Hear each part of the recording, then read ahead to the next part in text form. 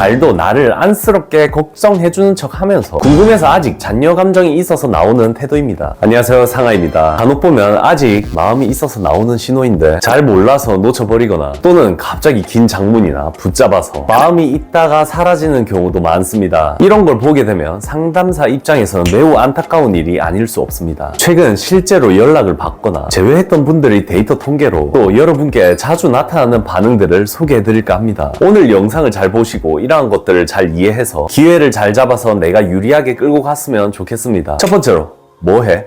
땡땡아, 자고 있어? 너가 말한 거 언제 줄까? 이별 당시 서로 대화하면서 나오는 말이 아니라 시간이 흘렀을 때 갑자기 이러한 말이 띡 오게 된다면 이는 여러분들에 대한 마음을 떠보기 위해서 나오거나 자기 자신도 궁금증을 해소하기 위해서 나오는 말이기도 합니다. 또 하나가 너가 땡땡 가지고 있어? 라면서 갑자기 뜬금없이 나오는 구조도 마찬가지입니다. 이 말들이 내가 느꼈을 때 뜬금없다고 느낄 때 주로 마음이 아직 남아있는 경우들이 많습니다. 또 서로 물건을 정리하다가요, 못 준 게 있는데 너 편한 대로 하거나 다음에 줄게 라는 식의 반응도 마찬가지입니다. 특히 호칭이나 이름을 부르거나 뭐해? 라는 형식은요, 할 말이 남아있거나 나의 정보를 알아내기 위해서 나오는 태도이므로 관심 자체가 있을 때 나오는 태도입니다. 이런 경우들은 내가 너무 빨리 대답하거나 갑자기 무언가 긴 대답을 안 했더라면요, 추후 상대가 계속해서 마음을 가지고 있거나 알아서 다가올 가능성이 높은 구조입니다. 제외된 케이스에서 주로 나타난 공통된 특징이죠. 이런 신호들이 1단계, 2단계, 3단계로 잘 확장시켰느냐가 알아서 제발로 연락 오게 만드는 중요한 도구가 됩니다. 두 번째로, 너가 힘들 것 같아서 걱정되어 연락했다. 이 말의 의미가 무엇인 것 같나요? 진짜 힘들어서 연락했다고요? 그럴 수도 있지만 그런 의미는 아닙니다. 이별하고 난 마당에 남을 챙기고 말고 여유가 어디 있겠어요. 이 경우도 이별 당시 말고 며칠 지나서라도 온 경우 마음이 아직 남아있는 신호이기도 합니다. 특히 상대가 자존심이 세거나 회피형이라고요, 무조건입니다. 이걸 우리가 심리학 전문 용어로 투사라고 합니다. 쉽게 말해서 우리가 색안경을 끼고 본 사람들은 색안경대로 보는 거죠. 투사랑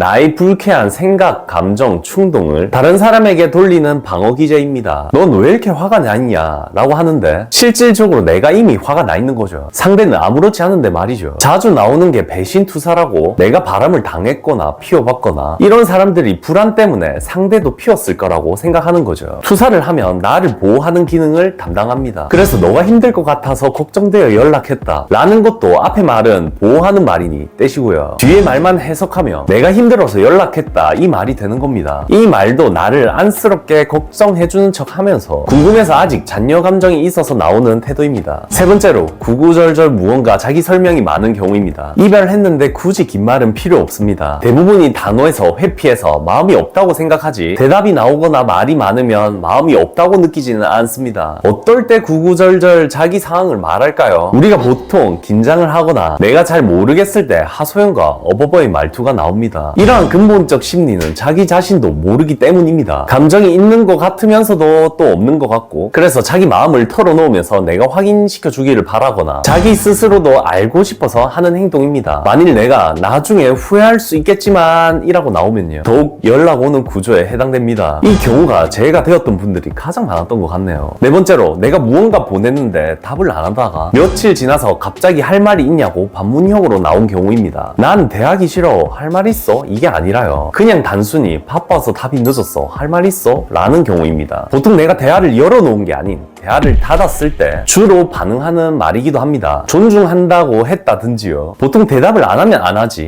며칠 지나서 반문으로 오는 경우는 흔치 않습니다. 이 경우는 그 당시 대화하기는 싫은데 다시 생각해보니 또 대화하고 싶고 좋은 감정이나 궁금증이 올랐을 때 나오는 태도입니다. 저 역시도 비슷한 경우가 많은데 너무 바쁘고 관심이 없어서 답을 안 했다가 시간이 지나면서 급격히 궁금해지고 또 연락을 해야 할 때 대화 꼬리 물기 방식을 사용하는 편입니다. 이 경우는 대처만 잘하면요, 당일 만남까지도 가며 추후 다시 다가올 여지가 있는 구조입니다.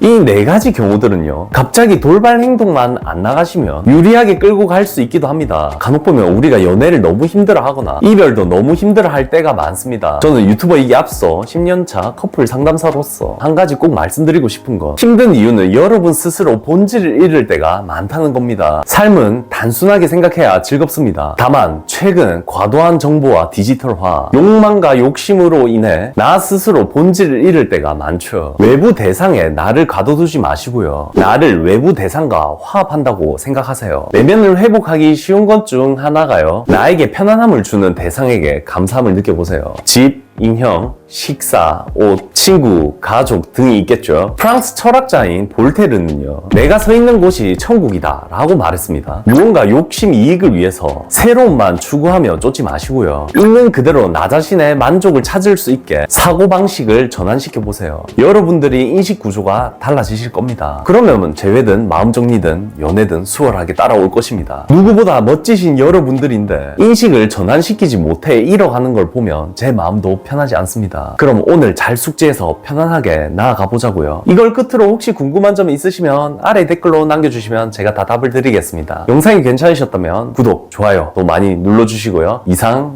상하였습니다. 감사합니다.